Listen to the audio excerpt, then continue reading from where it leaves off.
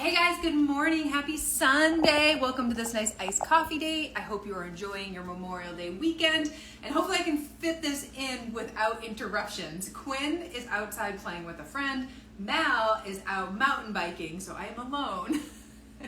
And at any moment they could come home. But I'm gonna try to squeeze this in. So week 9 of my 12-week cut, we're getting there. We're getting close to the end. And seeing progress, which is exciting, but also a little bit sad because I haven't been able to work out for almost 12 weeks now. This will be week 12 that we're coming into. And as much as I'm like, yay, fat loss, we're losing fat, I'm also like, you're losing muscle 100% because I haven't done any strength training. Like I can't pick up heavy things. I can't go for long walks. Like I am at the level of doing 15-minute yoga sessions here and there. That's about it. That's all I'm doing. And I'm trying to be okay with it as far as like, this is where I am. I won't be here forever. This is a starting point. We will move, we'll move in the right direction slowly over time. So I'm hoping all this is going to be great. Hi guys. Quinn and his buddy just came in. You, be quiet. Go back outside. My family lovingly has a few jokes that they make when I go live. So Quinn just whispered one. Okay, go outside. I don't know if you can hear him, but he's making fun of me. Anyways, okay, so this week the scale was down 2 pounds. So like I said, exciting to see the scale moving, but also I'm like, don't feel as strong and muscular as I used to feel. So, a fat loss phase is 100%. We all want to lose fat during a fat loss phase, but you can't really control how much fat and how much muscle you are going to lose. The only way to really maintain that muscle is consuming enough protein and doing the strength training. So I am doing my best with the protein, but there is no strength training happening right now. So I don't know if that's why I saw a big jump on the scale this week, because 2 pounds in a week, kind of a lot. Could also be water fluctuations. Check out my feed for an explanation what happens with those water fluctuations. And when you do see those big drops, could be water fluctuations, could be muscle. Sad. Okay, so this week I want to talk about, this is like a quick lesson in macros for sure, but then also like how to plan your cut if you're in this cut phase. And I get this question all the time, like, should you go like high carb or high fat or more moderate? Like what's the deal with the macros? And honestly, like I said, this is the Cliff Notes version of it. Protein, carbs, and fat, they are very different as far as what they do in the body. So protein, as I always tell our clients, is a building block. So that is building your muscle, helping maintain your muscle. There's a lot of good things that protein does, but one of the main things that it does as far as like a cut phase goes is maintaining that muscle. So protein is not something that's going to change very much generally. So protein is definitely like a priority during your cut phase. And then carbs and fat are energy sources. And that's why you hear, people are like, oh, I went keto and lost all this weight, or I did like a low fat diet and I lost all this weight. So like different things work for different people. And really carbs and fat are kind of interchangeable, and it really just depends like what is your preference. So a lot of times when our clients go into a cut phase, they have to earn that cut phase. So that's probably the first thing I should point out. But we usually start them at kind of like moderate carbs, moderate fat, and then go from there as far as making adjustments. But the protein never stays the same. The protein is always the same. It's a building block, so keep that in mind. But me going into this and usually my macros are pretty moderate. You know what I mean? Like I like my carbs, I like my fat, and I feel like when you're kind of moderate with both, you can live your best life. You can just kind of eat how you want and keep an eye on the calories and you're good to go. Because ultimately in a fat loss phase, you just want to ensure that you are in a calorie deficit. That's kind of the key thing. So it doesn't really matter how you do it when it comes to the carbs and fat, as long as you are consistent with it.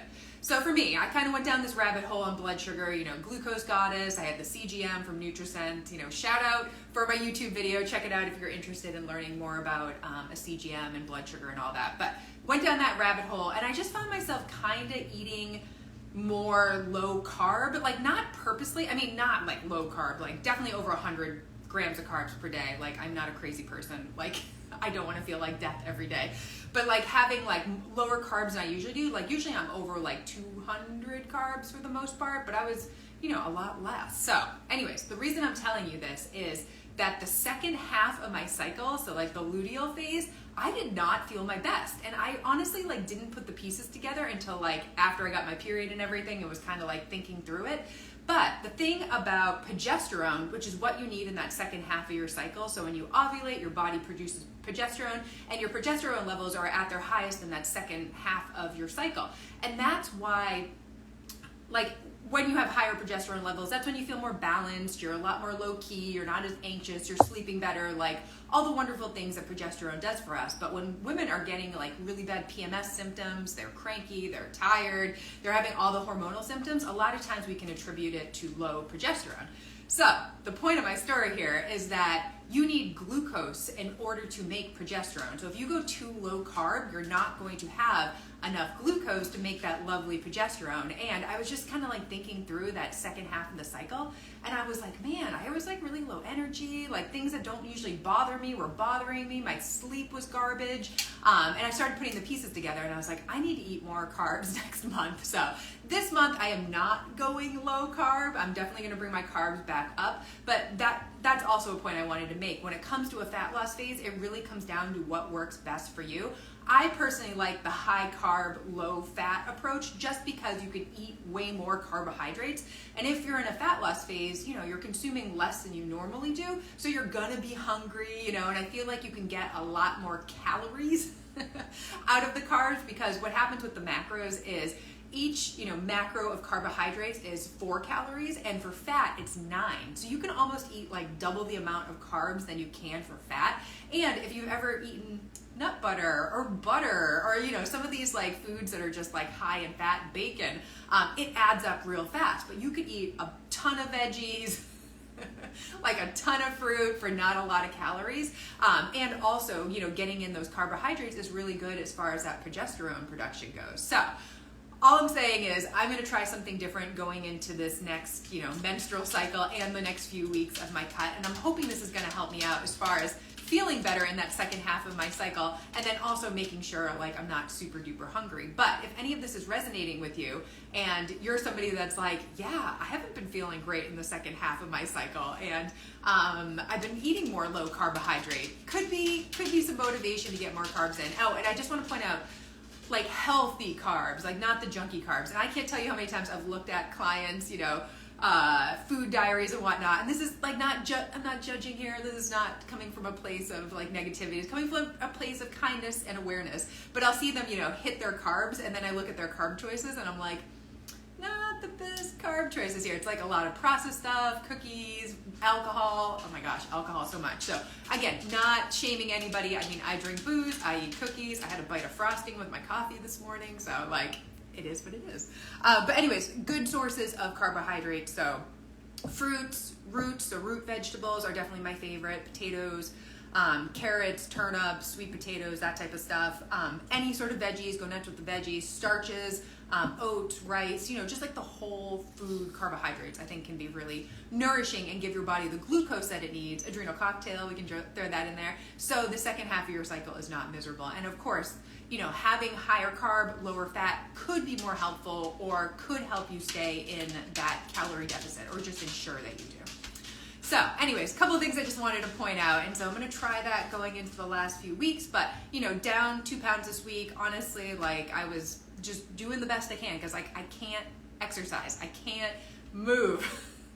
It's like so sad. I really am trying to be positive about this. I have been in such a negative headspace around this. So was it last week or the week before? It was really, really hard, and I was really in that like, I'm never going to work out again, I'm never going to do another heavy snatch or heavy thruster in my whole life. I was really, really negative and really in that like fixed mindset.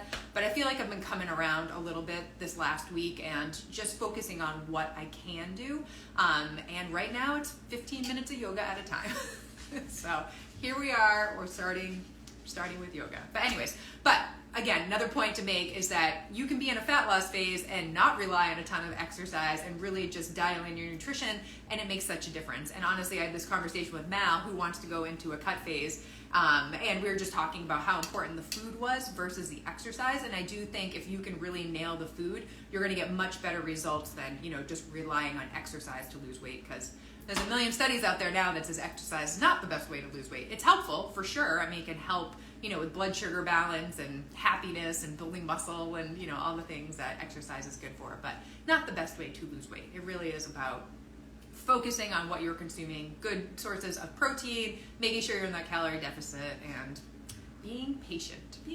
So I think since the start, we're down 6 pounds, 5 or 6 pounds. So I'm happy with that. In 9 weeks, it hasn't been fast, it's not like a crash diet, but I think it is slow and steady, and we're just seeing progress every single week. So we got 10, 11, 12, 3 weeks to go. So I'm just going to keep going, doing what I'm doing.